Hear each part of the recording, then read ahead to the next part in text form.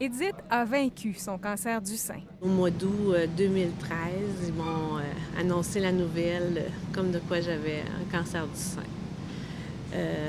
J'ai été quand même chanceuse parce que j'ai pas eu l'ablation totale, j'ai eu une ablation partielle.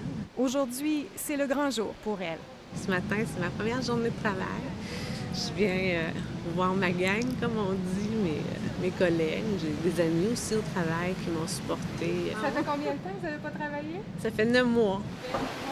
On se dirige à la Caisse populaire où elle travaille depuis près de 30 ans. Oui, toi? Oui.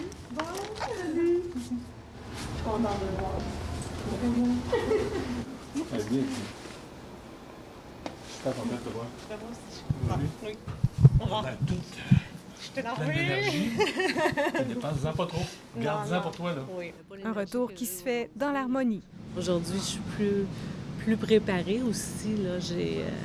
J'ai été chercher de l'aide parce que ça aussi, là, quand on se sent diminué, là, on se dit je suis normale, je suis en train de faire une dépression, qu'est-ce qui m'arrive? Parce que quand tu n'as jamais été malade, tu le sais pas. Là. Fait que les émotions montaient. Je me dis, mon Dieu, est-ce que je suis en train de tomber dans la dépression? Mais non, en parlant avec des gens qui ont vécu la même chose que moi, avec des intervenants, la Fondation québécoise du cancer, vraiment, là, c'est une équipe que j'admire. Ils nous prêtent des livres, on a du support téléphonique, parler à des gens qui ont vécu la même chose que nous.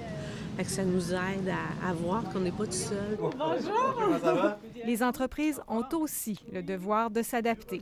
C'est un énorme stress pour les gens de revenir travailler. Je le vois avec Edith ce matin qui a beaucoup de fébrilité en elle. Nous, comme employeurs, lorsqu'il y a une situation qui se vit, bien, on est très, très à l'écoute de la personne lors de son retour au travail. Bien, on la reçoit, puis on voit l'évolution à chacune des journées pour voir son niveau d'énergie, dans quelle mesure elle est capable de réaliser son travail. Puis on s'adapte aussi. Il y a beaucoup de personnes qui reviennent et c'est très émouvant à chaque fois. Ici Guylaine Bussière, Radio-Canada, Québec.